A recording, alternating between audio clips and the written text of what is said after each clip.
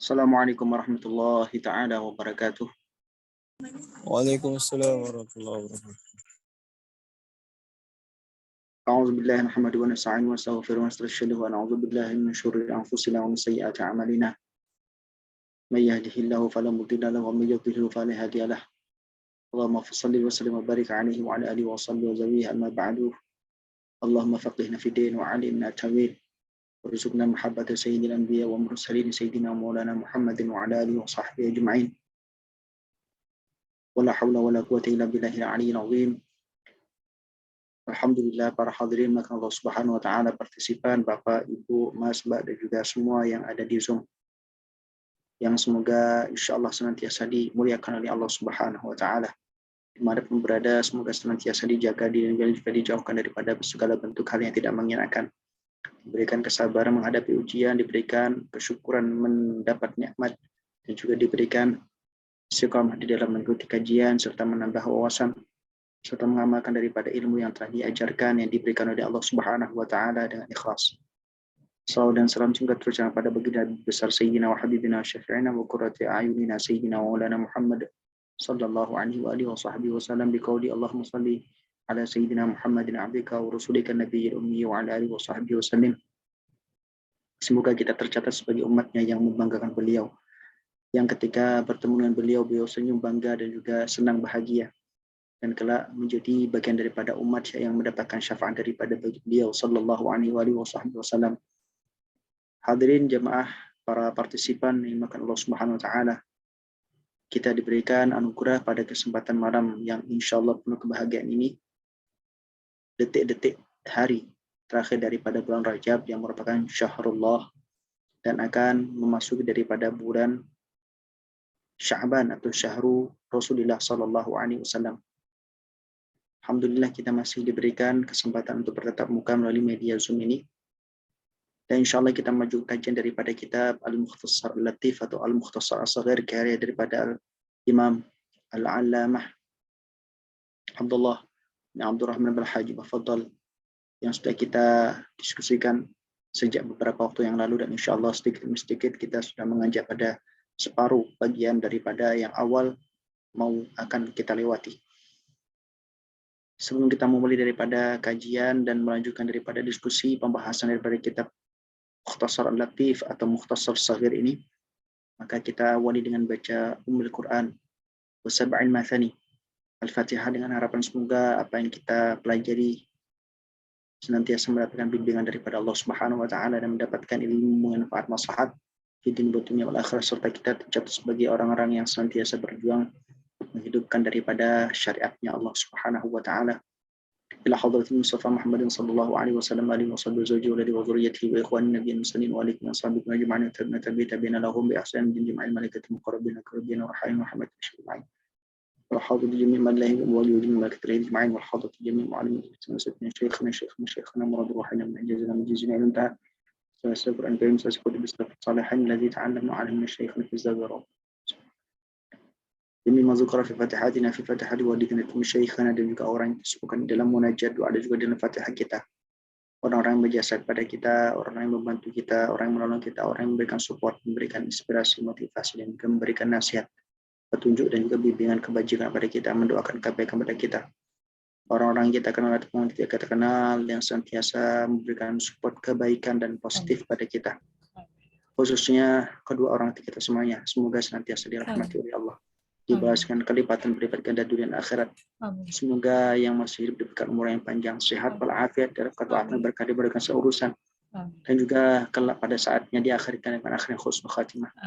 Yang sudah wafat semoga diampuni dosa-dosanya, diterima amal yang diberikan di tempat yang terbaik di sisi Allah Subhanahu wa taala. Kita semuanya dan juga orang-orang yang sedang ditimpa sakit ataupun penyakit semoga diangkat oleh Allah Subhanahu wa taala, diberikan sehat walafiat, kembali sembuh sempurna total dengan izinnya Allah Subhanahu wa taala, diberikan kesabaran dalam proses daripada pengobatan kesembuhannya, dan juga diberikan umur yang panjang, sehat walafiat dalam ketaatan dan juga keberkahan. Kita semua diberikan kemudahan oleh Allah Subhanahu wa taala dalam menapaki jalan ketuhanan, dan juga beribadah kepadanya, serta mensuri tauladani Rasulnya, serta mengamalkan semua yang diajarkan oleh Rasulullah SAW, menjalankan perintahnya Allah menjauhi larang-larangannya, dan juga senantiasa bertafakur, bersyukur dengan Islam, iman, ihsan yang sempurna atas izin Allah Subhanahu wa taala. Dan kalau kita pada saatnya kembali berpulang, semoga diberikan anugerah husnul khatim wa syahadah, dan semoga kita semua diampuni oleh Allah Subhanahu wa taala.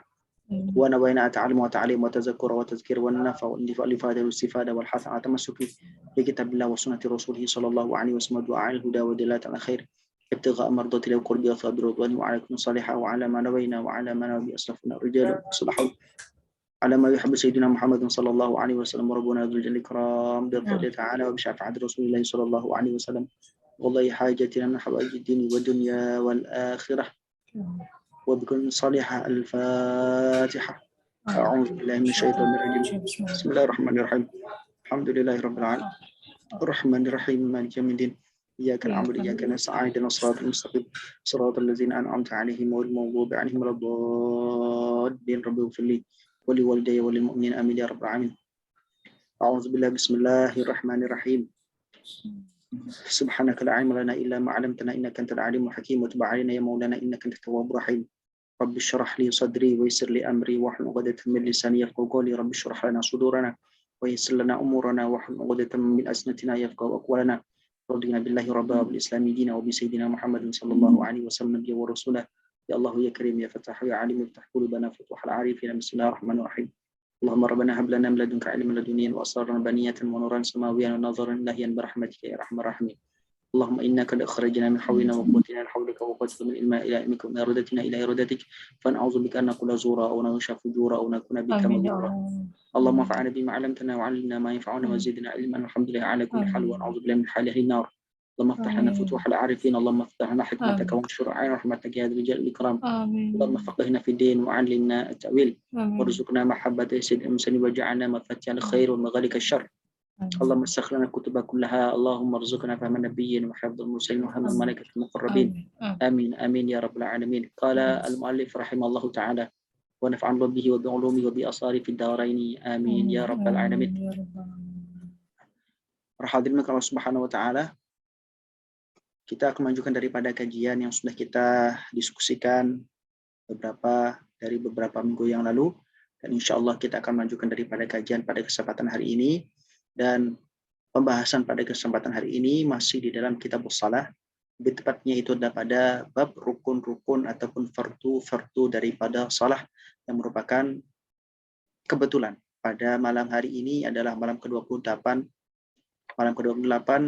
sehari setelah daripada malam 27, yang notabene-nya adalah malam Isra Mi'raj, di mana salat itu diwajibkan kepada Rasulullah dan juga para umatnya, kita sebagai pengikutnya, untuk senantiasa menjalankan salat 5 waktu 17 rakaat sehari semalam sampai hayat, kemudian tidak berada di badan alias kembali kepada Allah Subhanahu wa taala, yang menjadi kewajiban kita semuanya untuk senantiasa menjaga salat, dan amal yang pertama kali kelak akan dihisab oleh Allah Subhanahu wa taala. Baik. Apakah sudah terlihat di screen? Sudah Pak Ustaz, jelas. Sudah. Baik, jelas, terima kasih. jelas. Mohon diingatkan apabila nanti suaranya terputus-putus atau mungkin ada gangguan koneksi barangkali, segera bisa ditindaklanjuti untuk diatasi. Taib, syukran jazilan, barakallahu fikum jami'an. A'udzubillahi minasyaitonir rajim. Qala al-mu'allif rahimallahu ta'ala. Qala asy-syaikh Abdullah bin Abdurrahman bin Hajj Bafadar fi kitabihi al-Ghali al-Mukhtasar al-Latif أو المختصر الصغير. قال في كتابه الصلاة فصل في فروض الصلاة. Fasun fi furudus salati, fasal menerangkan tentang fardu daripada salat. Al-fardu di sini maksudnya adalah ar-ruknu. Al-furud jam'u fardin. Al-arkan jam'u ruknin. Al-furud sama al-arkan artinya atau maksudnya adalah sama. Itu adalah sesuatu yang memang harus dilaksanakan pada saat proses daripada melakukan ibadah. Dalam konteks ini adalah as-salah, fi furudus salah, karena didhafakan pada salah, maka maksud di sini adalah rukun-rukun ataupun fardu-fardu ketika seseorang menjalankan, melaksanakan atau melakukan salat. Allah SWT berfirman, wa aqimus salata wa atuz zakah. Wa aqimus salata wa atuz zakah. Allah SWT berfirman, dirikanlah salat dan kemudian tunaikanlah zakat. Ini merupakan bagian daripada rukun Islam setelah syahadatain, mengucapkan syahadah asyhadu an la ilaha illallah wa asyhadu anna Muhammadar Rasulullah sallallahu alaihi wasallam. Kemudian selanjutnya disusul dengan rukun yang kedua, yaitu adalah as-salah. As-salatu imaduddin. Faman aqamaha faqad aqamad-din. Waman tarakaha faqad hadamad-din. Wa kama qala Nabi sallallahu alaihi wasallam, salat adalah tiang pokok daripada agama yang menjalankan, melaksanakan, mengistiqamahkan secara konsekuen atau konsisten, mengistiqamahkan secara konsisten ataupun konsekuen salat, maka sama dengan menjaga daripada tiang-tiang agama. Sebaliknya, apabila dia meninggalkan salat, maka merobohkan terhadap tiang-tiang agama. Fana'udzubillah, semoga kita termasuk daripada muqimus salat, sebagaimana doa daripada Nabi Allah Ibrahim alaihissalam, Rabbi ja'ani muqimus salati wa min dzurriyyati rabbana wa taqabbal du'a. Ya Allah, jadikanlah aku sebagai orang yang senantiasa menjalankan salat dan juga zuriyah anak turunku. Rabbana wa taqabbal du'a, ya Rabbana, Tuhan kami, kabulkanlah doa-doa kami. Ini adalah doa dari Nabi Allah Ibrahim dan patut untuk kita baca, sering-sering kita baca doa ini dalam rangka agar kita dijadikan bagian daripada orang-orang yang menjalankan salat secara istiqamah, dan juga keluarga serta keturunan kita semuanya juga diberikan kemampuan untuk menjalankan salat secara istiqamah. Di sini menggunakan kata-kata waqimus shalah, tidak menggunakan waf'alu as-shalah, tidak menggunakan fi'lu, tidak menggunakan kata-kata fa'ala, tapi menggunakan aqama. Aqama yuqimu iqamatan, artinya di sini butuh konsistensi dan terus-menerus. Makanya tidak ada toleransi seorang meninggalkan salat. Hatta bahkan ketika seorang itu meninggalkan salat karena tidak sengaja sekalipun, maka dia harus segera mengqadanya ketika dia mengingatnya. Begitu pula ketika dia melakukannya secara tidak sempurna, tidak memenuhi daripada rukun-rukun salat, maka salat tersebut juga harus diulang oleh orang yang bersangkutan, dan salat tidak bisa diwakilkan oleh orang lain selama orang tersebut masih hidup. Sementara kalau misalkan orang tersebut sudah wafat, maka di sini ada khilaf ulama. Yang mengatakan boleh diqadha oleh orang lain, ahli warisnya ataupun orang lain, yang mengatakan tidak. Hakadha. Walhasil, bahwasanya salat itu adalah kewajiban individual yang harus kita jalankan person per person. Satu orang senantiasa menjalankan, tidak bisa diwakilkan selama dia masih bisa menjalankannya di masa hidupnya. Begitu pula, walaupun ada uzur, maka nanti ketika uzur tersebut hilang, maka harus dilakukan. Kecuali bagi perempuan yang sedang haid, ataupun nifas, ataupun perempuan yang wiladah, maka salatnya tidak perlu diqadha karena masyaqqah. Ini bagian daripada kemurahan agama atau rukhsahnya syariatnya Allah Subhanahu wa taala kepada kaum hawa yang sedang haid, nifas ataupun wiladah. Faslun fi furudus shalah. Pasal menerangkan tentang fardu-fardunya salat. Fardu dengan syarat itu serupa tapi tidak sama. Kalau syarat itu awal mulainya sebelum melakukan fardu. Jadi syarat itu harus dipenuhi sebelum melaksanakan daripada proses ritual daripada sebuah ibadah. Sedangkan fardu itu adalah mulainya adalah ketika ibadah itu dilaksanakan. Maka fardu salah di sini adalah ketika proses melaksanakan salat, itulah yang dikatakan fardu salah. Sedangkan syarat sudah mulai ataupun sudah harus dilaksanakan terlebih dahulu sebelum melaksanakan fardu daripada salat. Maka syarat itu lebih awal mulainya daripada fardu ataupun rukun. Akan tapi akhir daripada rukun dan syarat itu sama. Ketika fardu salat terakhir sudah dilaksanakan, maka syarat salat sudah tidak dibutuhkan lagi pada saat selesai melakukan fardu terakhir daripada salat. Hakadha. Maka fardu dan syarat ini serupa tapi tidak sama. Fardu salati sabata asyar. Fardu rukun-rukun daripada salat ada 17. Penghitungan di sini mungkin akan kita temukan dan memang ditemukan berbeda, baik di dalam Fathul Qorib ataupun misalnya menggunakan kitab yang tipis tapi yang sering digunakan di dalam pesantren-pesantren ataupun di dalam majlis ta'lim, Safinatun Najah, Syekh Salim bin Sumair, karya Syekh Salim bin Sumair, ataupun dalam kitab yang lain, Fathul Mu'ain, atau dalam kitab Mabadil Fiqhiyah yang tipis dan biasa digunakan di TPA dan lain sebagainya. Mungkin cara menghitungnya akan berbeda.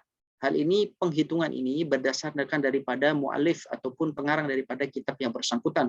Akan tetapi secara praktek sebenarnya adalah sama. Hanya beda cara menghitungnya.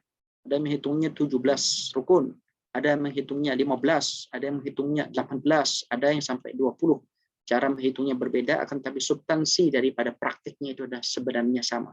Beda cara menghitung, dalam prakteknya itu tidak berbeda. Ini adalah tentang masalah jumlah rukun. Di dalam kitab Mukhtasar Al-Latif atau Mukhtasar Al-Latif ataupun Al-Mukhtasar As-Saghir ini, Syekh Abdullah bin Abdurrahman bin Syekh Abdullah bin Abdurrahman bin Hajj Bafaddal menjelaskan bahwasanya fardu ataupun rukun yang salat ada 17. Apa saja itu? Al-awwal an-niyah, fa in kanat as-salatu fardatan wajib qasdu fi'liha wa ta'yinuha wa niyatul fardiyah min al-baligh. Wa in kanat nafilatan mu'akkadatan kal witri أو ذات سبب كالكسوف وجب قصد فعلها وتعيينها وإن كانت نافلة مطلقة وجب قصد فعلها فقط. Di dalam masalah niat sebagai rukun pertama daripada rukun salat, maka dibagi menjadi 3. Ada 3 level di dalam niat. Yang pertama adalah ketika salatnya fardu, yang kedua ketika salatnya adalah sunnah, ya, sunnah yang memiliki waktu khusus ataupun memiliki sebab khusus. Yang ketiga adalah salat sunnah yang tidak memiliki waktu khusus ataupun sebab khusus atau disebut dengan sunnah mutlak. Baik, yang pertama ini ada salat fardu. Dalam salat fardu maka harus menjalankan 3 hal di dalam niatnya. Pertama adalah dia harus sengaja melakukan salat itu. Biasanya diwakilkan dengan kata-kata usolli. Aku melakukan salat. Aku melakukan salat. Aku sengaja melakukan salat. Aku akan melakukan salat. Usolli. Itu yang disebut dengan fi'lu. Jadi menyebutkan fi'lunya apa? Fi'lunya salat, maka sebutkan usolli. Itu namanya fi'lu. Kemudian yang kedua, dalam salat fardu, dia harus ta'yin. Ta'yin fardu yang mana? Apakah subuh, zuhur, asar, maghrib, isya? Atau salat qadha? Harus disebutkan salat fardunya. Apa salat fardunya? Karena salat fardu tidak hanya satu. Kemudian yang ketiga, ketika salat fardu, yang ketiga di dalam niat adalah perlu untuk menyebutkan kefarduannya. 3 syarat dalam salat fardu ini dapat kita singkat dengan usolli fardal maghrib. Maka sudah cukup. Misalkan saatnya maghrib. Usolli itu adalah fi'lu, fardha menyebutkan fardiyahnya, maghribi itu adalah menyebutkan ta'yin, spesifik sholatnya. Maka ketika sholat maghrib misalkan mengatakan ataupun meniatkan di dalam hati usolli fardal maghrib, selesai. Sedangkan misalkan ditambahi mustaqbil qiblati, adaan makmuman atau adaan imaman lillahi ta'ala, itu adalah tambahan yang tidak wajib. Kan tapi kalau ditambahkan ahsan, lebih bagus. Baik, ini apabila sholatnya fardu. Tentu niat ini dilakukan oleh orang yang baligh karena saat itu diwajibkan bagi orang yang sudah mencapai usia baligh. Kalau dia belum baligh, maka itu bagian daripada imtihan, tajribah sebagai tadrib daripada seorang orang tua ataupun wali kepada anaknya, sehingga kemudian ketika waktunya nanti balik dia sudah tidak kaget dan sudah tinggal menjalankan karena sudah terbiasa melakukannya sebelum balik. Baik. Kemudian yang kedua, apabila salatnya itu adalah salat yang sunnah yang zati sabab ataupun yang zati waktin. Salat sunnah yang memiliki sebab khusus, misal salat kusuf, gerhana matahari, khusuf, gerhana bulan, ataupun salat syiddatul khauf, dalam keadaan sangat mencekam, dalam keadaan ketakutan, atau salat istisqa, salat untuk meminta daripada hujan. Ini adalah salat yang memiliki sebab khusus. Atau salat yang kedua, salat sunnah yang memiliki waktu khusus, qabliyah, ba'diyah misalkan. Ada salatul lail atau qiyamul lail, ada salat duha, ada salat istikharah misalnya. Memiliki waktu yang spesifik. Waktu yang khusus. Ini namanya salat zati waktu. Salat yang memiliki sebab ataupun yang memiliki waktu ini, maka yang disyaratkan ketika niat ada 2. Yang pertama adalah fi'lu, menyebutkan fi'lunya, usolli. Kemudian yang kedua menyebutkan yang namanya ta'yin. Ta'yin menyebutkan ta'yin. Salatnya apa? Kalau salat rawatib, qabliyah atau ba'diyah? Kalau salat lail, apakah tahajud atau salat hajah, istikharah, tasbih, witir, disebutkan. Maka dua hal ini harus disebutkan, yaitu fi'lu, kemudian ta'yin. Ini apabila salatnya adalah zatu waqtin atau zatu sabab. Yang salat sunnah yang zatu waqtin atau zatu sabab. Kemudian yang ketiga, salat sunnah yang tidak memiliki sabab khusus, tidak memiliki waktu khusus.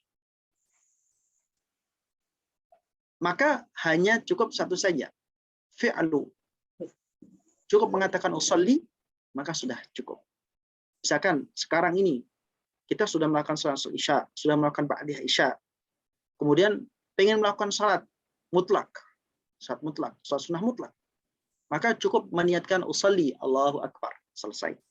Maka sudah cukup.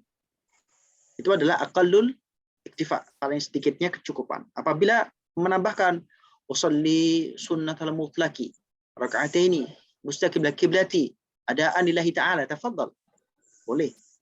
Kan tetapi apabila sunnah yang mutlak, maka tidak perlu untuk kemudian, tidak wajib maksudnya untuk ta'yin, dan juga tidak wajib untuk menyebutkan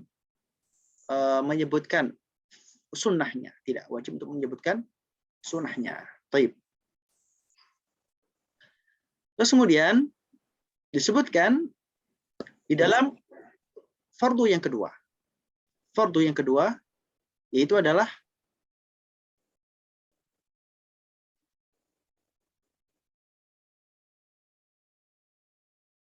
dan fardu yang kedua atau rukun yang kedua daripada salat yaitu adalah takbiratul ihrami. Takbiratul ihram, mengucapkan Allahu Akbar sebagai tanda memasuki daripada prosesi salat. Allahu Akbar. Wajibu an takuna hadhihi niyyah muqaranatan li takbiri jami'. Dikatakan takbiratul ihram wa hiya ayyaqula Allahu Akbar. Takbiratul ihram itu mengucapkan Allahu Akbar. Sebagaimana lumrah dan sudah kita praktekkan seperti biasanya. Wajhuhu Allahu Akbar. Boleh kemudian mengatakan dengan menambahkan al pada lafaz al-akbar. Allahul Akbar. Boleh. Akan tapi tidak boleh kita mengganti daripada al-akbar ini dengan sifat-sifat ataupun dengan lafaz lain selain daripada al-akbar. Misalkan Allah memiliki asmaul husna. Walillahil asmaul husna. Fad'uhu biha. Punya asmaul husna 99 asmaul husna. Kemudian kita ganti Allahus Samad, Allahul Jalil, Allahul Karim, tidak diperkenankan. Jadi pilihannya adalah Allahu Akbar dengan tanpa ada al ataupun dengan Allahu Akbar dengan menggunakan al pada al-akbar ini. Ya, ini adalah kenapa kok seperti itu? Ini bagian daripada mimbabi ta'abbudi. Jadi mengikuti daripada apa yang sudah diajarkan oleh Rasulullah SAW ketika beliau bersabda, "Sallu kama ra'aitumuni usalli." Salatlah kalian semua sebagaimana kalian melihat aku melaksanakan salat. Dan Rasulullah ketika salat, ketika ihram yang dibaca adalah Allahu Akbar. Bukan menggunakan asmaul husna yang lain, Allahul Jalil, Allahul Karim, Allahul Ali, Allahul Kabir, tidak. Maka lafaz ini saja yang ditolerir dengan menggunakan Allahul Akbar. Wajib an takuna hadhihi niyyah muqaranatan li takbiri jami'i. Wajib niat daripada salat, niat daripada salat apa tadi? Kalau salat fardu, ya maka niat salat fardu tersebut harus berada pada lingkup bacaan Allahu Akbar. Niat ada di dalam hati sebagaimana di dalam bait yang sudah sering kita ulang dan diskusikan. Sab'u su'alatin atat finniyah bahakaha biha bighairi wasan hakikatun hukmun mahalun wa zaman kaifiyatun syartun wa maqsudun hasan. Ada hal yang 7 hal yang berkaitan dengan niat dan ini harus kita pahami ketika setiap melaksanakan niat apapun, niat dalam masalah ibadah. Nah, niat di dalam salat ini harus berada dalam konteks, dalam lingkup Allahu Akbar. Jadi ketika Allahu Akbar, Allahu Akbar, hati kita sudah meniatkan di dalam hati bahwasanya saya melaksanakan salat maghrib fardu karena Allah Ta'ala, misal seperti itu di dalam hatinya. Menggunakan bahasa Arab boleh, bahasa Indonesia boleh, bahasa apapun boleh. Yang penting niatnya ada di dalam hati. Baik. Sementara at-talaffuz bil lisan mengucapkan dengan menggunakan lisan, misalkan sebelum Allah Akbar mengucapkan usalli fardhal maghribi 3 raka'atin mustaqbil qiblati adaan ma'muman lillahi ta'ala. An-nutqu bil lisan atau at-talaffuz bil lisan huwa mustahabun. Dianjurkan. Kenapa? Likai yashula an-nutqu bil qalbi. Likai yashula an-nutqu bil qalbi. Jadi agar memudahkan hati mengucapkan. Karena kadang-kadang hati itu, ya, setiap orang berbeda-beda. Dikatakan la yusammal qalbu qalban illa litaqallubihi. Tidak dikatakan hati itu sebagai qalb kecuali karena berubah-ubah. Kadang-kadang susah untuk kemudian hati itu berbicara, konsentrasi, fokus, susah. Maka kemudian lisan itu kemudian menuntun sebagai trial, sebagai pemermudah ataupun wasilah untuk mempermudah hati bisa mengucapkan. Maka talaffuz bil lisan atau an-nutqu bil lisan mustahabun inda Asy-Syafi'iyah. Kemudian dikatakan ats-tsani, kemudian dikatakan ats-tsalits. Ats-tsalits al-qiyamu in kanat as-salatu fardhan wa qadara. Yang ketiga, rukun daripada salat itu adalah berdiri apabila salatnya itu fardu. Dan dia berdiri itu mampu. Bagi orang yang mampu berdiri, salat fardu itu harus dengan menggunakan berdiri. Apabila salat sunnah, maka boleh saja dia melakukan dengan duduk, juga dengan menggunakan tidur terlentang. Maaf, tidur miring. Boleh. Tapi bagi orang yang melakukan salat fardu, apabila dia masih mampu berdiri, maka dia harus berdiri. Berbeda kalau memang dia dhaif, ajiz, nggak bisa berdiri. Ailai satiu al-qiyam, maka boleh kemudian dengan cara duduk, boleh dengan cara tidur miring, boleh dengan cara tidur terlentang. Bahkan kalau nggak bisa juga menggunakan isyarat, nggak bisa juga isyarat hati. Selama hayat masih kandung badan, maka salat tidak pernah gugur daripada kewajiban individual, pribadi daripada setiap orang yang beriman yang sudah mukallaf. Mukallaf itu adalah muslim baligh aqil. Baik. Ar-rabi' qiraatul Fatihah, yang keempat rukunnya itu qiraatul Fatihah, membaca surat Al-Fatihah. Sebagaimana mafhum ma'lum dalam pikiran, hati, dan juga sering kita ucapkan dengan lisan kita Al-Fatihah.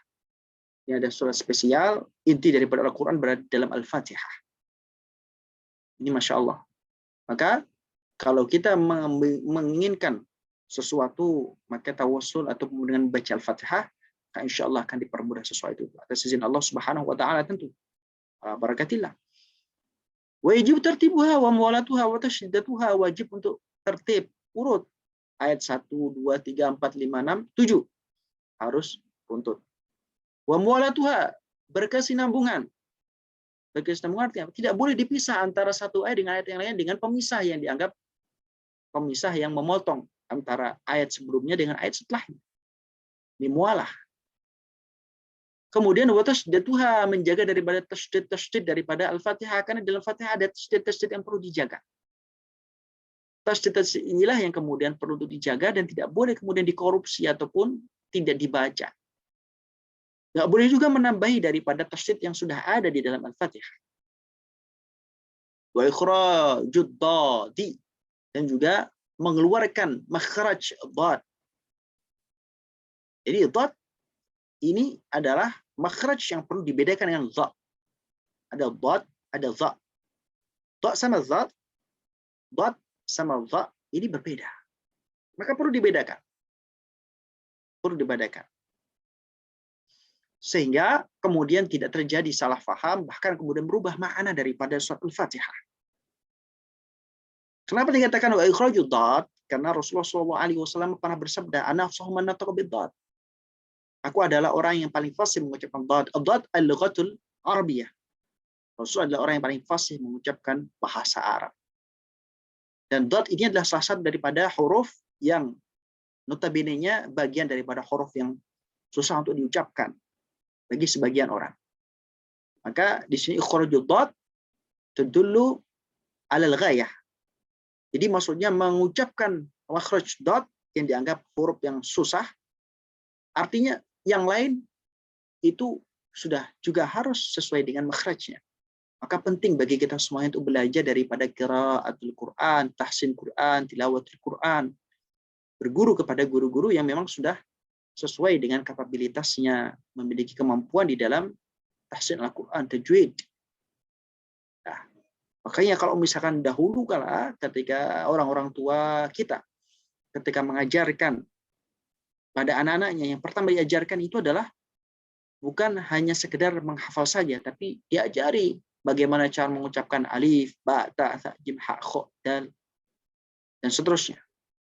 Sehingga kemudian tidak tertukar dengan metode yang bermacam-macam, menggunakan ikra, menggunakan qiraati, menggunakan, Masya Allah, banyak, menggunakan turutan. Itu adalah bagian daripada media-media untuk mengajarkan anak sejak dini tentang makhraj. Karena makhraj ini kalau diajarkan sejak dini, maka akan lebih mudah untuk kemudian memfasihkan lisan daripada seorang anak. Kemudian watajibu fi kulli rak'atin la rak'atil masbuki. Wajib membaca Al-Fatihah ini satu kali setiap satu rakaat. Rakaatil masbuk bukan atau tidak berlaku bagi rakaatnya makmum yang tertinggal. Bagi makmum yang rakaatnya tertinggal, maka dia baca sesuai dengan secukupnya daripada dia baca Al-Fatihah. Sisanya bagaimana? Sisanya disebutkan oleh pendapat daripada ulama di dalam syarahnya pada kitab Al-Mukhtasar Latif ini juga disebutkan bahwasanya ditanggung oleh imam. Ya. Apabila imam tersebut atau imam daripada makmum masbuk tadi adalah imam yang patut untuk menanggung. Baik. Ini adalah bagian daripada kemurahan daripada Islam, kemudian daripada syariatnya Allah Subhanahu wa taala. Al-khamis, yang kelima, rukun yang kelima, ar-ruku'. Ruku' itu adalah membungkukkan badan. Punggungnya setara dengan pantatnya. Begitu pula kepalanya. Sehingga seolah-olah di atas daripada punggung itu kalau ditaruh papan, maka papan tersebut tidak tergelincir dan jatuh. Alias papan tersebut rata. Seandainya ditaruh papan di atas daripada punggung orang yang sedang rukuk. Baik. Asadis, yang keenam, yaitu adalah at-tuma'ninah fihi. Tuma'ninah artinya dia tenang. Tenang ay fil harakah. Tenang dalam gerakan, bukan tenang fi al-qiraah. Dalam qiraah silakan dibaca tasbih. Subhanallah, boleh. Subhan rabbiyal azim wa bihamdih, boleh. Subhanallah walhamdulillah wala ilaha illallah akbar, boleh. Yang lumrah dibaca ada subhanallahi subhan rabbiyal azim wa bihamdih. Baca satu kali sudah cukup. Karena kadar daripada tumanina itu adalah qadru qiraati at-tasbih. Qadru qiraati at-tasbih ay subhanallah ya, adatan laisa bisari' wa laisa bibati'. Ini adalah batas tumanina adalah diam gerakannya. Dengan kira-kira kadar subhanallah. Tidak terlalu cepat, tidak terlalu lambat, normal. Maka disebutkan oleh Syekh Abdullah bin Abdurrahman Bahaj Bafadal bihaitsu yastakirru kullu 'udhin makanah. Gambaran daripada tumanina itu adalah yastakirru kullu 'udhin makanah. Istikrar.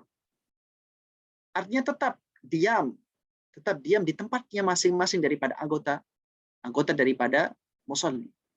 Anggota daripada orang yang salat. Tenang, diam anggota badannya, bukan lisannya. Nah, ini adalah maksud daripada yastakirru kullu 'udhin makanah, di tempatnya masing-masing. Kemudian dikatakan as-sabi' al-i'tidal. Yang ketujuh itu i'tidal bangun daripada rukuk. Kemudian as-tsamin tuma'nina fihi. Yang ke-8 tuma'nina fihi. Laku tuma'nina di dalamnya.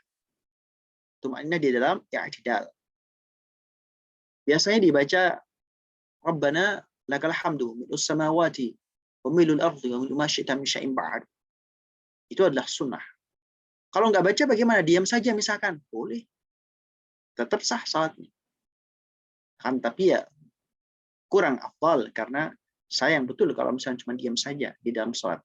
Itu adalah waktu untuk berkomunikasi bermunajat kepada Allah Subhanahu wa taala yang sangat tepat. Karena memang as-salatu mi'rajul mu'min. Salat adalah mi'rajnya seorang yang beriman kepada Allah Subhanahu wa taala. At-tasi' yang ke-9, as-sujudu marrataini fi kulli raka'atin. Sujud 2 kali dalam setiap rakaat. Dalam satu rakaat sujud sebanyak 2 kali. Baik. Wa qallu wad'u syai'in min jabhatihi. Wa qalluhu wad'u syai'in min jabhatihi. Paling sedikit daripada sujud itu adalah meletakkan sesuatu, meletakkan bagian sedikit saja daripada jabhah, paling minimnya, meletakkan bagian sedikit saja daripada jabhah, daripada kening, daripada dahi, daripada batuk seseorang, alal ard, pada bumi. Wad'u batin asabi yadihi wa rijlahi, meletakkan batin asabi yadihi, ini adalah meletakkan jari jemari bagian dalam. Jari jemari bagian dalam daripada seorang yang salat atau musalli, warijlaih, dan juga bagian dalam daripada kedua kaki daripada musalli. Jadi maka ketika melakukan salat, maka ini penting untuk menekuk. Ya, kalau misalkan bagian kaki itu ditekuk. Jari jemarinya ditekuk sehingga bagian dalam daripada jari jemari kaki, ya, ujung daripada bagian jari-jari kaki itu menyentuh terhadap tanah. Begitu. Terus kemudian rukbatihi, maksudnya rukbatihi ay rukbatihi, meletakkan dua daripada lutut ataupun dengkulnya. Utahamul birasihi, kemudian sedikit menekan, jangan ditahan, kening ataupun dahinya atau batuknya itu jangan ditekan, jangan ditahan, lepaskan seolah-olah kemudian ada tekanan yang kemudian berat di kepala menuju ke bumi. Wartifa'u asafilihi ala a'alihi, kemudian mengangkat bagian daripada bagian yang bawah, ini adalah pantat diangkat ke atas, ala a'alihi, melebihi tinggi daripada bagian atasnya tubuh daripada sang musalli, lebih tinggi daripada leher dan kepala daripada musalli. Adalah posisi sujud. Al-ashir, kemudian at-tuma'ninah. Al-ashir itu adalah tuma'ninah, yang ke-10 adalah tuma'ninah fihi, di dalam sujud. Biasanya membaca subhan rabbiyal a'la wa bihamdi. Membaca subhan rabbiyal a'la wa bihamdi. Baik. Terus kemudian selanjutnya al-hadi asyar. Yang ke-11 al-julusu bainas sajdataini, duduk di antara dua sujud. Duduk di antara dua sujud, ya, kadarnya sama pada rukun yang ke-12, at-tuma'ninah fihi, atsani asyar at-tuma'ninah fihi. Di dalam julus bainas sajdatain, tuma'ninah. Tuma'ninah biasanya membaca Rabbi firli warhamni wajburni warfa'ni warzuqni wahdini wa'afini wa'afwani. Hakada. Kemudian al-tsalits asyar, yang ke-13 itu at-tasyahud akhir. Tasyahud akhir. Ya. Tasyahud akhir artinya adalah duduk tasyahud yang terakhir. Karena ada sebagian daripada salat yang maktubah itu tasyahudnya 2. Ada yang tasyahudnya 1, yang tasyahudnya 2 ya. Maghrib, zuhur, asar, isya, 2 kali tasyahud. Maka dikatakan tasyahud awal, rakaat kedua, tasyahud akhir, rakaat ke-3 apabila saat maghrib, saat ke-4 apabila saat zuhur, asar dan isya. Ada yang tasyahudnya cuma 1 kali. Itu disebut tasyahud akhir, yaitu subuh pada rakaat kedua. Nah, yang menjadi rukun daripada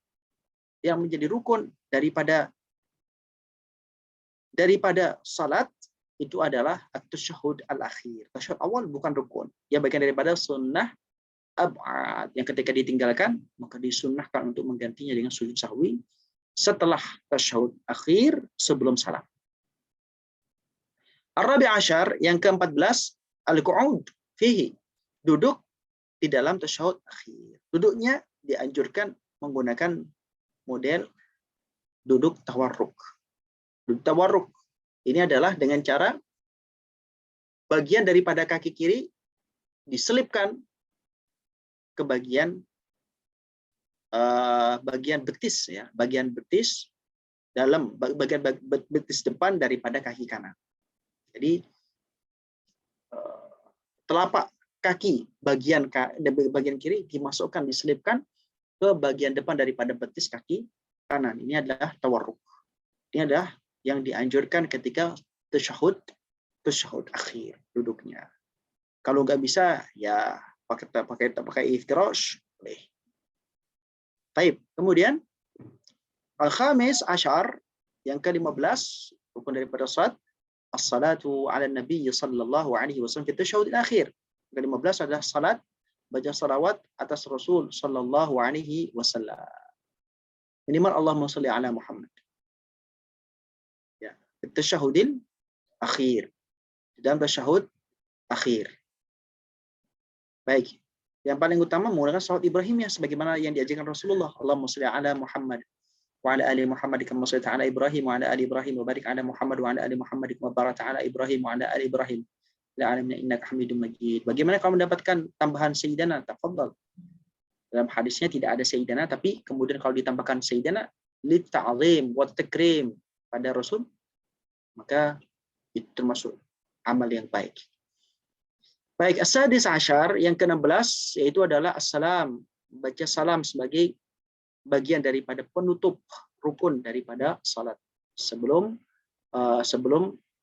kemudian mengakhiri salat. Assalam, paling minimanya mengatakan assalamualaikum, mengucapkan assalamualaikum, sedangkan menoleh ke arah kanan itu adalah sunnah.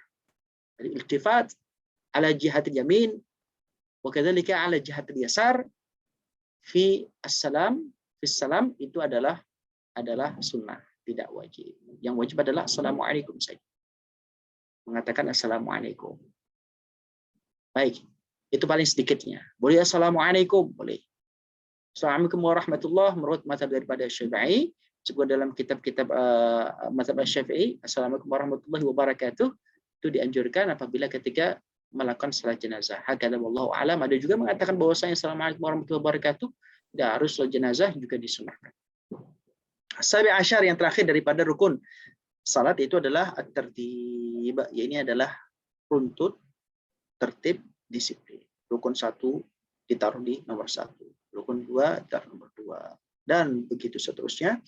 Ini adalah merupakan rukun-rukun salat, dan ini merupakan bagian daripada hal yang perlu kita ketahui dan perlu kemudian kita koreksi kembali, kita muhasabah kepada diri kita masing-masing, apakah sudah seperti hal yang disebutkan di dalam rukun-rukun salat ini, dan apabila memang sudah sesuai, alhamdulillah, kita perbaiki, kita pertahankan, kita sempurnakan dengan sunnah-sunnah.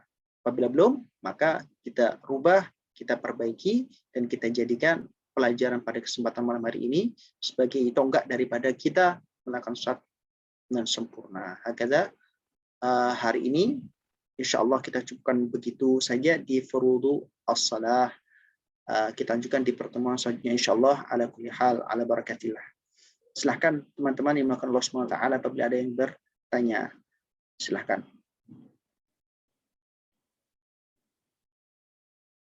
Assalamualaikum Ustaz, izin bertanya. Yang ingin saya tanyakan terkait dengan bacaan niat, kemudian bacaan takbiratul ikhram sampai tasyahud, itu kalau bacaan-bacaannya yang di mazhab Syafi'i itu ada di kitab apa ya Ustaz? Itu yang pertama. Terus yang kedua, di tasyahud, duduk tasyahud, yang saya pernah lihat yang 2 rakaat itu duduknya tidak seperti duduk yang tasyahud akhir gitu, tapi seperti duduk di antara 2 sujud. Nah, kalau itu bagaimana penjelasannya? Mungkin itu saja Ustaz, jazakallah khair. Pertanyaan kedua, tasyahud akhir duduknya tidak tawarruk maksudnya? Iya, yang 2 rakaat. Saya pernah melihat gitu, ada yang praktik seperti itu, duduk tasyahud akhirnya yang untuk 2 rakaat, baik sunnah maupun namanya kalau salah. Ya, mohon penjelasan. Baik, pertanyaan yang lain, silakan kalau ada yang ditanyakan yang lain. boleh membuka mikrofonnya atau menulis lewat chat untuk kemudian bertanya. Ya Ustadz. Silakan. Assalamualaikum.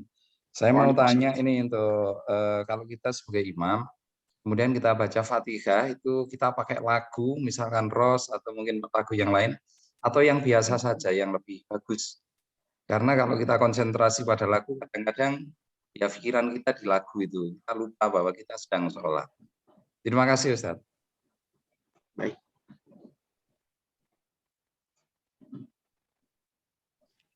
Assalamualaikum Ustadz. Ini masih bisa bertanya kah Ustadz? Silakan, silakan. Oke Ustadz. Mau nanya tentang niat sholat Ustadz. Kadang kan kalau saya sholat itu biasanya harus lengkap ya.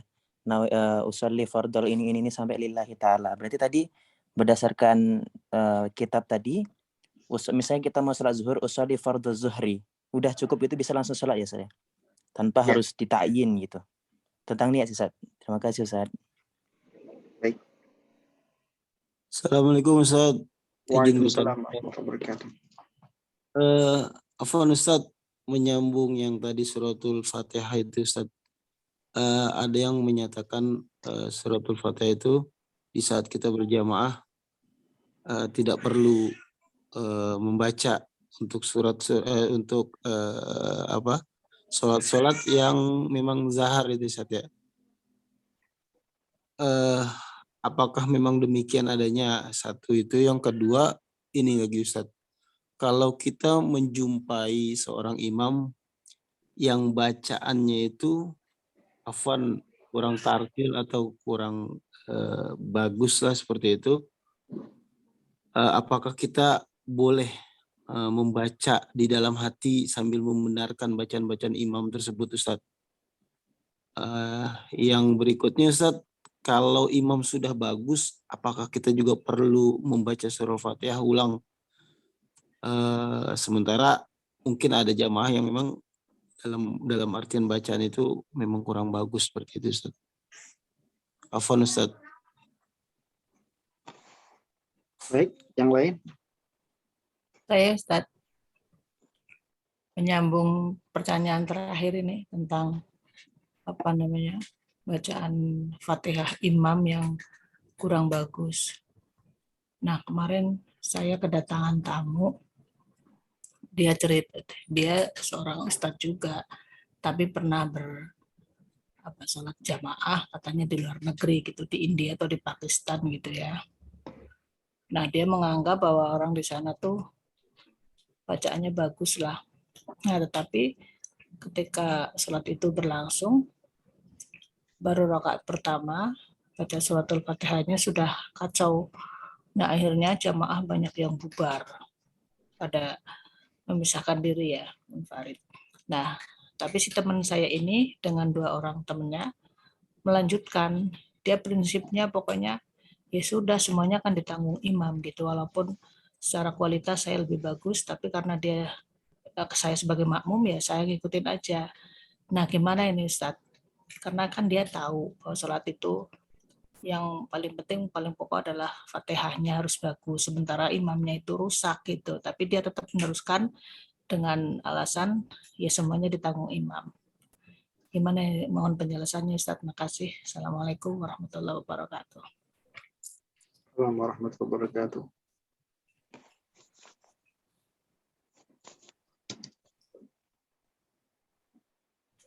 Baik, cukup. Ada pertanyaan lagi?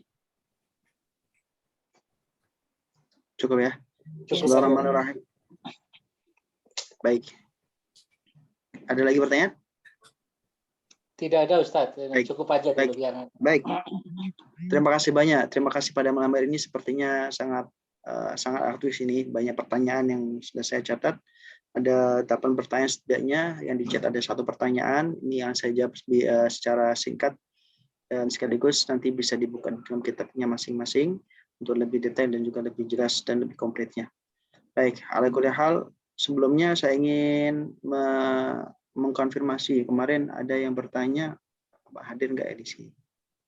Kemarin ada yang bertanya terkait dengan masalah haid dan nifas. Ini saya ulang dulu sebagai kemarin di minggu yang lalu bertanya tentang masalah orang yang balik antara perempuan dan laki-laki, balik daripada laki-laki itu dengan ihtilam ataupun sudah mencapai usia 15 tahun.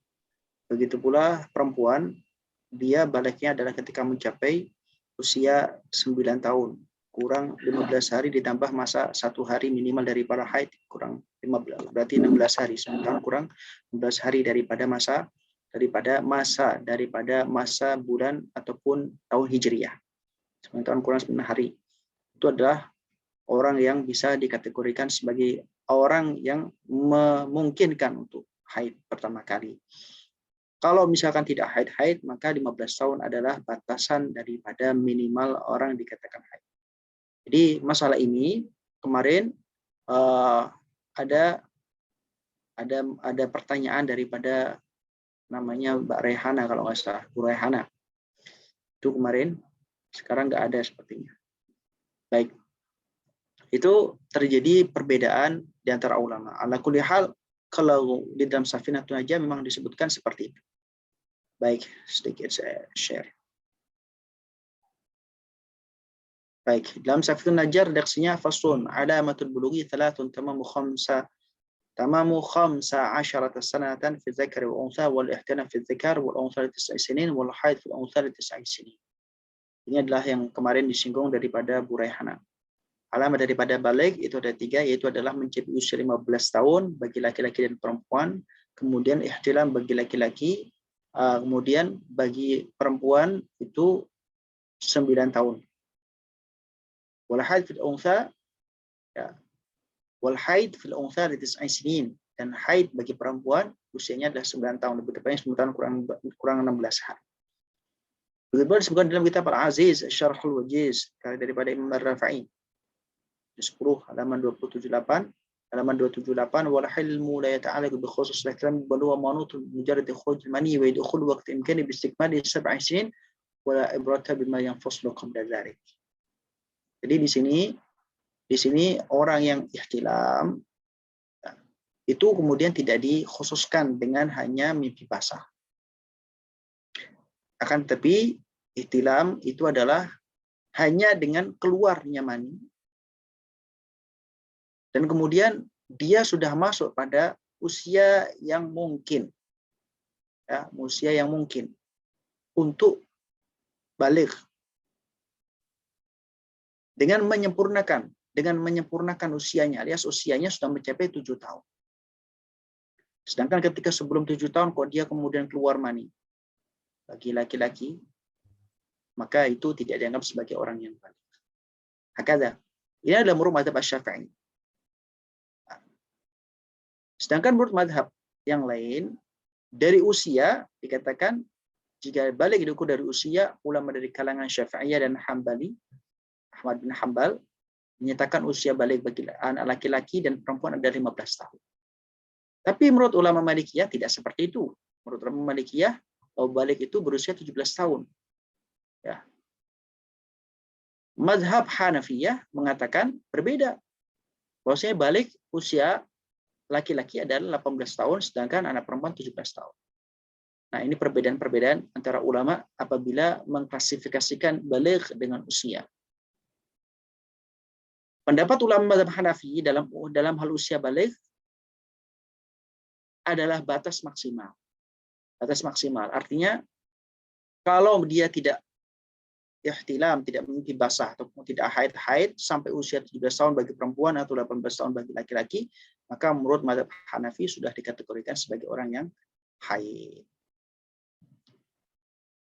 Batas minimalnya menurut mazhab Hanafi mau laki-laki, apabila laki-laki itu adalah 12 tahun, batas minimalnya. Kalau belum 12 tahun, ya maka belum dikatakan sebagai orang yang balik menurut mazhab Hanafi. Ya. Kalau bagi perempuan adalah usianya 9 tahun. Untuk anak perempuan minimalnya orang haid. Perempuan yang haid 9 tahun menurut mazhab Hanafi. Kalau kurang 9 tahun kok dia keluar darah, maka itu bukan dikategorikan sebagai darah haid. Hakadha. Ini adalah pendapat daripada kitab-kitab yang ada di dalam literatur mazhab Asy-Syafi'i. Hakadha. Ini adalah sebagai tambahan serta konfirmasi daripada pertanyaan yang minggu yang sempat disampaikan sama Bu Raihana. Syukran jazilan. Nah, sekarang saya langsung membahas daripada pertanyaan-pertanyaan yang masuk daripada para partisipan pada malam hari ini.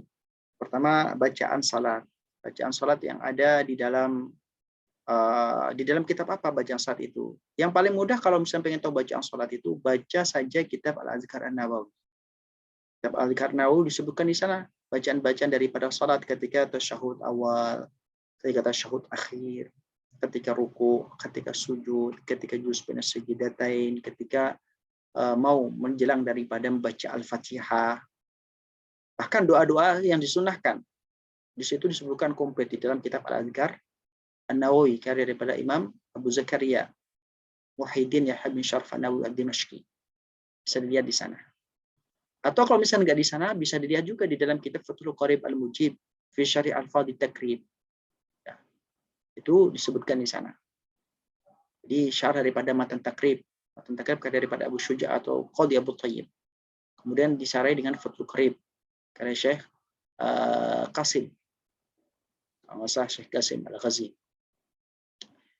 Disebutkan di sana. Bisa dilihat dan bisa dikonfirmasi di dalam kitab. Dan kalau misalnya mencari bacaan-bacaan yang lain, sebenarnya di kitab-kitab yang lebih besar lebih banyak disebutkan variasinya. Variasi daripada bacaan-bacaan ketika di dalam salat, ketika tasyahud awal, tasyahud akhir, ketika rukuk, ketika sujud, ketika i'tidal, ketika julus baina sajdatain. Itu disebutkan di dalam kitab besar. Sebut saja kitab Fathul Mu'in. Kemudian di dalam syarahnya kitab Fathul Mu'in, hasyiahnya Fathul Mu'in itu adalah A'anatul Talibin. Bisa di sana. Atau bisa dilihat di dalam kitab Mahalli, Qulubi Umairah, hasyiatnya Qulubi Umairah. Al-Mahalli. Bisa dia di sana. Tapi kalau misalnya ingin sederhana, download saja Al-Azkar An-Nawawi. Di sana banyak ditemukan doa-doa sehingga zikir-zikir yang dibaca ketika salat, dan itu diambil daripada hadis-hadis Rasulullah Shallallahu Alaihi Wasallam. Baik, pertanyaan kedua, duduk tasyahud. Duduk tasyahud itu bagaimana? Duduk tasyahud itu sebenarnya tadi sudah sedikit saya singgung. Duduk tasyahud itu ya dianjurkan menggunakan tawarruk. Itu adalah pilihan yang dianjurkan. Apabila tidak mampu, dia menggunakan iftirash, sebagaimana ketika tasyahud akhir, ketika tasyahud awal, ya maka nggak apa-apa. Bahkan disebutkan di dalam kitab, kalau bisa dicek di dalam kitab Hasyiah Al-Bajuri, Hasyiah Al-Bajuri, Syekh Ibrahim Al-Bajuri, dalam bab salat, masih dalam juz 1, itu 2 jilid. Dua jilid, maksudnya 2 juz kitab Al-Bajuri, Syekh Ibrahim Al-Bajuri, hasyiah daripada kitab Fathul Qarib Al-Mujib, namanya Al-Hasyiah Al-Bajuri. Bahkan kalau misalnya dia menggunakan duduk dan menggunakan tarobo artinya apa? Duduk sila pun tidak masalah. Tidak masalah. Ya mungkin kalau di Indonesia akan dianggap aneh, karena itu nggak lumrah, nggak wajar. Biasanya orang sholat ya kalau nggak duduknya tasyahud, kalau nggak tawarruk, biasanya iftirash. Begitu. Ala kulli hal, duduk itu adalah pilihan, model duduknya bagaimana itu adalah pilihan. Tapi kalau misalkan mau yang dianjurkan itu adalah tawarruk ketika tasyahud akhir, tasyahud awal menggunakan duduk iftirash. Sedangkan kalau misalkan tasyahud akhir menggunakan iftirash, bagaimana ya? Tidak apa-apa juga. Tidak kemudian menjadikan salatnya tidak sah, tidak sampai seperti itu. Baik. Kemudian tentang tadi lagu di dalam salat, bagaimana kalau misalnya menggunakan hawan, syeka, dan menggunakan nagam-nagam yang lain di dalam ilmu qiraah ataupun ilmu tilawah. Ya, bagaimana? Silahkan menggunakan nagam-nagam apapun selama tidak merubah daripada makhraj, tidak merubah daripada makna, tidak merubah daripada panjang pendek daripada bacaan. Maka tafadhol, silahkan. Mau lagu biasa, boleh-boleh saja. Silahkan. Substansi daripada bacaan salat itu adalah mengandung Al-Quran, bacaan zikir, dan doa. Bacaan zikir, doa, dan juga Quran ini, maka harus disesuaikan dengan tuntutannya. Al-Quran sesuai dengan ilmu Al-Qurannya, tajwidnya, tahsinnya, tilawahnya, qiraahnya, tidak sampai merubah daripada makna, tidak merubah panjang pendeknya, makhrajnya diucapkan dengan sesuai dengan haknya. Jadi nagam tidak masalah. Tidak masalah. Tentu kalau misalkan justru menggunakan nagom ini merubah ataupun menghilangkan kefokusan, konsentrasi ataupun khusyuan, maka hukumnya justru haram. Karena khusyuk itu adalah bagian daripada yang harus diusahakan bagi seorang yang melakukan sholat. Ya, kalau misalnya justru dengan lagu-lagu itu kemudian kekhusyuan malah hilang, mendingan tidak usah dilakukan, akan tapi bisa khusyuk. Sebagaimana juga ketika seorang itu memejamkan mata ketika salat, apabila dengan memejamkan mata itu bisa khusyuk, maka hukumnya tidak masalah. Tapi kalau misalkan dia bisa khusyuk tanpa memejamkan mata, maka memejamkan mata adalah makruh hukumnya. Baik, ini terkait dengan nagom ataupun lagu ketika membaca bacaan-bacaan dalam salat. Ya, baik. Apalagi di dalam Al-Quran, khususnya bacaan yang dalam salat yang itu berupa Al-Quran, maka harus sesuai dengan kaidah-kaidah ilmu bacaan Al-Quran. Nah, ini yang paling penting. Kemudian yang keempat, pertanyaan selanjutnya, niat salat usolli fardhu dhuhri tadi ditanyakan. Berarti cukup. Jadi kalau salat fardu cukup 3 saja, al-fi'lu, at-ta'yin, sama fardiyah. Kalau mengatakan fi'lunya dengan usolli, kemudian fardunya diucapkan dengan fardhu, kemudian ta'yinnya disebutkan dengan salat wajibnya apa? Misalkan zuhri. Usolli fardhu dhuhri, Allahu Akbar. Boleh. Maksudnya niatnya dalam hati ya. Niat dalam hati bersamaan membaca Allahu Akbar. Itu adalah sudah sah. Ini adalah yang paling minim dan harus dilakukan. Kalau mau menambahkan dengan mustaqbil kiblati, adaan, makmuman, imam Muhammad bin Muhammad, fardhan lillahi ta'ala, boleh ditambahkan. Akan tetapi di dalam kaidah fikih disebutkan mala yushtaratu fi ma yushtaratu fi at-ta'yin idza ayyana fa akhta'a darra ma la yushtaratu fihi at-ta'yin idza ayyana fa akhta'a darra. Dalam kaidah fikih disebutkan sesuatu yang tidak disyaratkan untuk ta'yin, kemudian dia malah menakyinnya, menentukan, menyebutkan secara spesifik, kok ternyata keliru, maka ini akan bermasalah, batal. Misalkan usolli fardhu dhuhri, arba'a raka'atin. Harusnya arba'a raka'atin, dia sebutkan raka'ataini, padahal dia bukan qasar. Menyebutkan arba'a raka'atin bukan sesuatu yang wajib, akan tapi ketika dia menyebutkan dan itu kemudian keliru penyebutannya menjadi raka'ataini atau salasa raka'atin, maka dharra, salatnya menjadi batal. Jadi kalaupun toh menyebutkan secara spesifik, penyebutan tambahan yang spesifik itu jangan sampai kemudian justru menjadikan niatnya menjadi rusak. Nah, sedangkan disebutkan di dalam Mukhtasar Latif atau Mukhtasar Khalil, Mukhtasar Latif atau Mukhtasar Saghir ini adalah paling minimnya. Kalau saat fardu ada fi'lu, ada ta'yin, ada fardiyah. Kalau salat sunnah yang dzati waqtin atau dzati sababin, maka dia cukup dengan fi'lu dan ta'yin. Sedangkan kalau salat sunnah mutlak, bukan yang dzati sabab ataupun dzati waqtin khusus, maka cukup dengan fi'lu usolli. Itu aja, selesai. Itu adalah yang disebutkan. Dan ini disebutkan juga dalam kitab Safiratun Najah, Syekh Salim bin Sumair Al-Hadrami. Disebutkan di sana persis sama dengan yang disebutkan oleh Syekh Abdullah bin Abdurrahman bin Hajj Bafadhal. Ya, seperti itu. Terus kemudian pertanyaan selanjutnya, pertanyaan kelima di catatan saya, imam menanggung bacaan imam. Imam menanggung bacaan makmum. Bagaimana ini? Ini bisa disebutkan, bisa dilihat di dalam kitab I'anatul Thalibin yang paling lengkap itu di dalam I'anatul Thalibin. Bisa dibaca di sana. Paling lengkap setidaknya yang saya baca di dalam I'anatul Thalibin itu disebutkan bahwasanya imam yang layak menanggung, maka dia bisa menanggung daripada kekurangan-kekurangan daripada makmum. Ya. Jadi kalau misalkan memang dia patut untuk ditanggung dan makmumnya dan imamnya itu adalah layak untuk menanggung, maka imam menanggung daripada. Makanya bagi orang yang menjadi imam itu memiliki prasyarat yang tidak gampang. Bagi orang yang menjadi imam memiliki prasyarat yang tidak gampang. Ya. Selain dia ahli di dalam ilmu agama, khususnya di dalam bab salat ini, juga memiliki bacaan yang bagus, perangai yang baik, memiliki sifat yang mahmudah, ya, lebih tua usianya dan lain sebagainya. Itu ada urutan-urutannya di dalam memilih daripada imam. Baik, maka menjadi imam itu tidak hanya sekedar menjadi pemimpin di dalam salah saja kan, tapi dia harus memiliki perangai yang bagus, memiliki bacaan yang bagus dan lain sebagainya.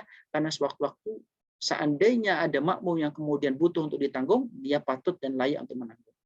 Kalau dia nggak patut menanggung, ya maka nggak bisa menanggung daripada makmum. Dia sendiri saja bacaannya tidak bagus, ataupun ternyata dia adalah bukan orang yang patut menjadi imam. Kemudian selanjutnya,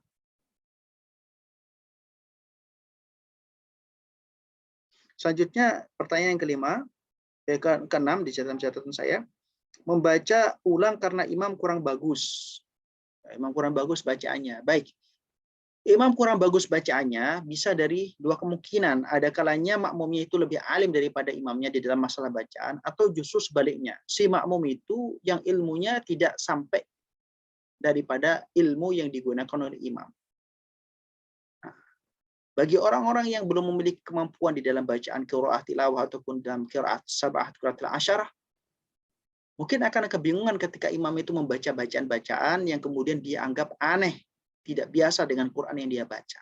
Tapi itu ada ilmunya.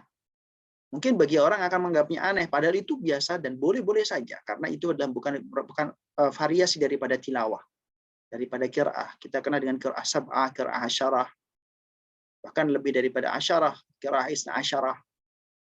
Nah, ini adalah bacaan ilmu di dalam qiraah, ilmu qiraah. Perlu kita pelajari sedikit demi sedikit. Nah, adapun kalau misalkan memang karena dia imam itu ternyata ilmunya tidak sehebat daripada makmum, bagaimana? Apakah si makmum itu kemudian boleh kemudian membaca daripada bacaan yang kurang tepat daripada si imam? Boleh, baca saja, karena konsep daripada berjamaah itu adalah saling melengkapi. Yang keliru, yang kurang sempurna dilengkapi oleh yang sempurna daripada jamaah tersebut. Imamnya khusyuk, maka makmum yang lain dihitung khusyuk semua. Semuanya dihitung khusyuk. Ada salah satu daripada jamaah yang khusyuk, imamnya nggak khusyuk, jamaah yang lain nggak khusyuk, maka dihitung khusyuk semua. Ini bagian daripada hikmah jamaah. Maka jamaah ini ada sesuatu yang sangat diwanti-wanti untuk dijalankan, dijaga oleh Rasulullah SAW. As-salatu jama'ati afdal min salatil fardhi bi 27 darajah wa fi riwayatin bi 25 darajah. Tentu ini adalah hal yang menjadi keistimewaan bagi umat Rasulullah apabila dia mampu melaksanakan salat senantiasa dengan berjamaah. Kemudian yang ketujuh, imam membaca bagus, tapi dia tetap membaca sendiri, ya nggak apa-apa. Apabila dia membaca, imamnya membaca bagus, tapi kemudian dia tetap membaca daripada apa yang dia laksanakan, maka yang dia pengen baca, ya baca saja, nggak apa-apa. Nggak sampai membatalkan loh ya, maksudnya tidak sampai membatalkan. Ya. Adapun yang lebih baik ataupun yang lebih hafal itu adalah si makmum itu ketika sang imam membaca jahar, baca keras, dengarkan bacaan daripada imam. Apabila imam membaca sir, maka baca daripada apa yang dia mau baca daripada si makmum. Begitu. Jadi ada konsep yang namanya menghargai ataupun mendengarkan bacaan imam. Maka itu bagian daripada yang perlu kita lihat, kemudian kita sesuaikan dengan kondisi. Sesuai dengan kondisi. Ada saat jahar, ada saat sir, ada saat yang dibaca keras, ada saat yang dibaca tidak keras. Baik, hakadha. Kemudian selanjutnya pertanyaan yang ke-8. Imam menanggung salat imam di Pakistan. Contoh tadi di Pakistan. Jadi di Pakistan ataupun di India itu kebanyakan mazhabnya mengikuti mazhab Hanafiyah. Ya, tidak semuanya, tapi banyak yang mengikuti mazhab Hanafiyah. Jadi kalau misalkan bacaannya berbeda, kemudian syarat daripada rukun daripada salat ataupun syarat-syaratnya itu berbeda, wudunya berbeda, ya memang mazhabnya berbeda, maka ada praktek yang berbeda-beda, tapi semua itu masih dalam koridor mazhab, tidak kemudian dikatakan keliru. Masih di dalam konteks mazhab, maka itu semuanya betul. Semuanya betul, sesuai dengan mazhabnya, sesuai dengan ilmunya. Bagaimana kalau misalkan dia makmum pada seorang imam yang mazhabnya beda dengan si makmum? Kita misalkan Syafi'i, makmum pada orang yang mazhabnya Hanafi. Bagaimana hukumnya? Ya tidak masalah selama selama si imam tidak melakukan sesuatu yang membatalkan terhadap sholat menurut mazhab daripada makmum.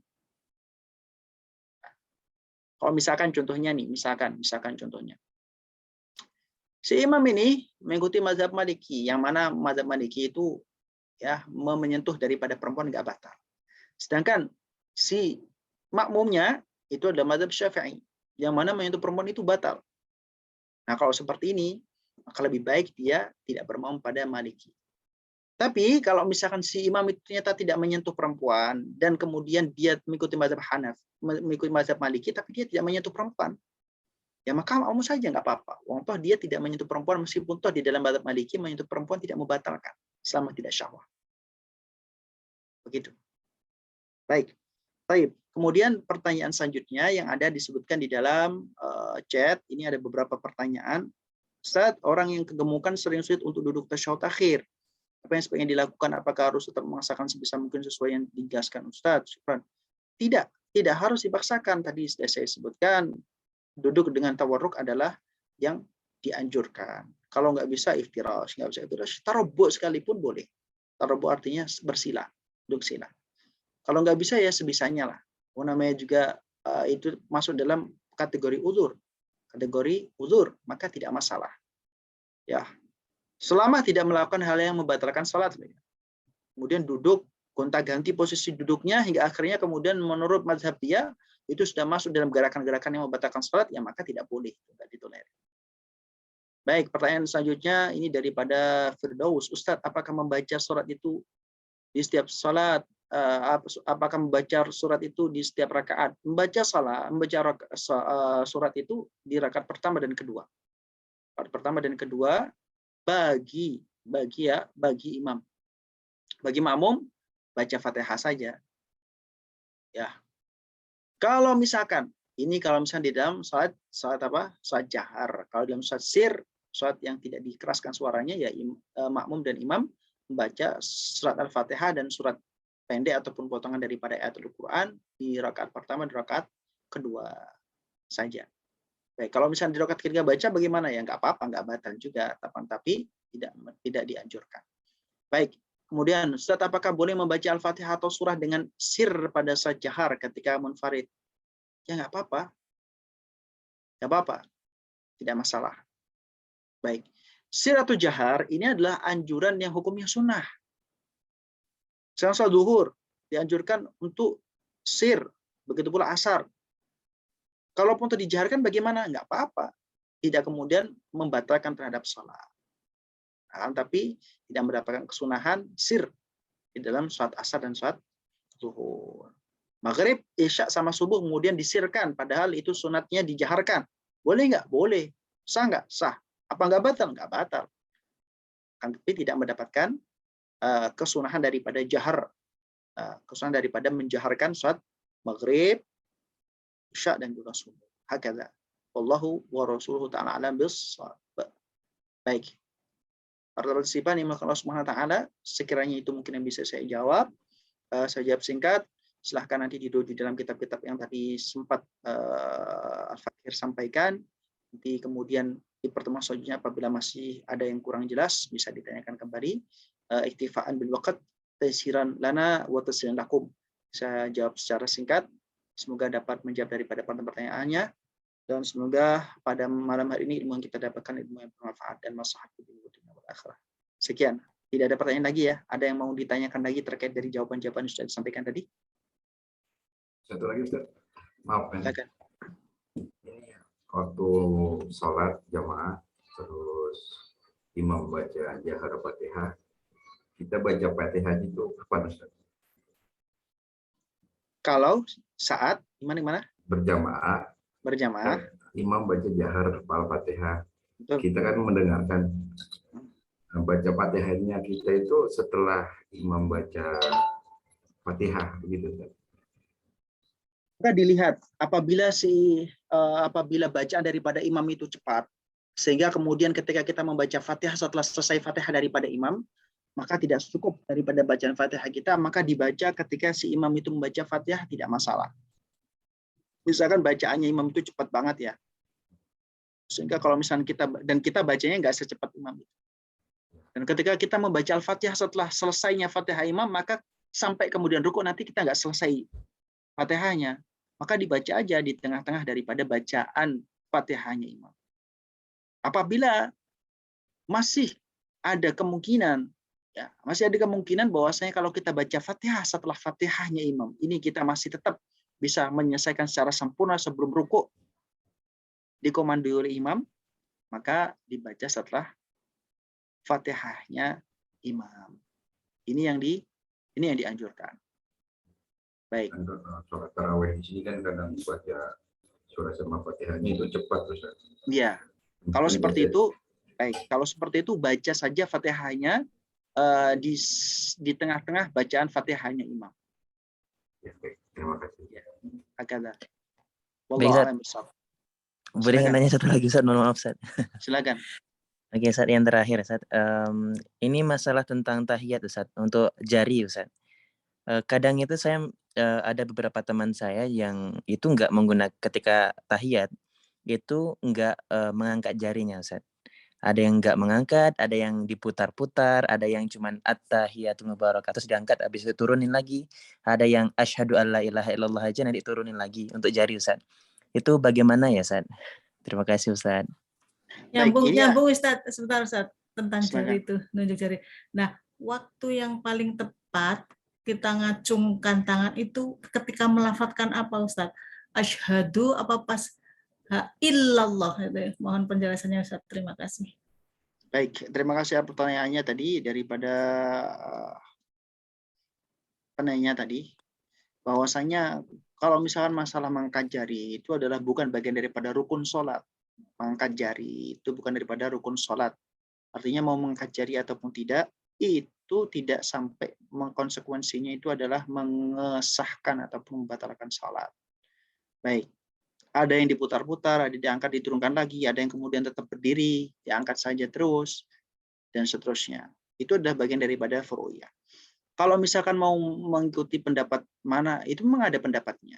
Karena itu masalah memahami daripada Rasulullah SAW ketika dalam hadis beliau menyebutkan bahwasanya rafa'a yadayhi. Rafa'a sababah inda tasyahudil akhir.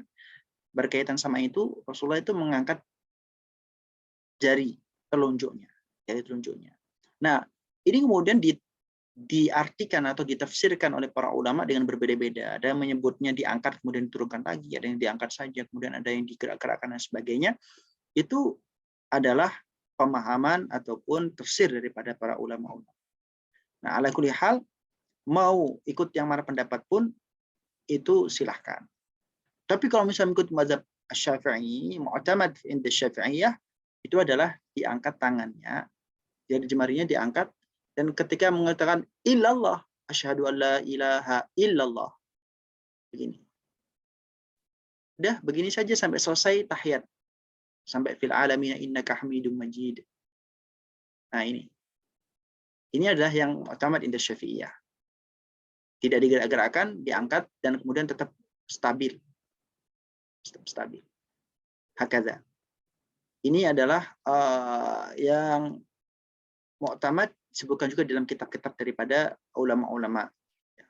Dalam kitab-kitab ulama di sini disebutkan, bisa dicek di dalam Bujairami, kitab Bujairami al-Khatib, Bujairami al-Manhaj, bisa dilihat di sana terkait daripada tata cara daripada mengangkat daripada jari telunjuk ketika tasyahud akhir. Ala kulli hal, tidak kemudian mengatakan yang paling benar itu begitu, enggak.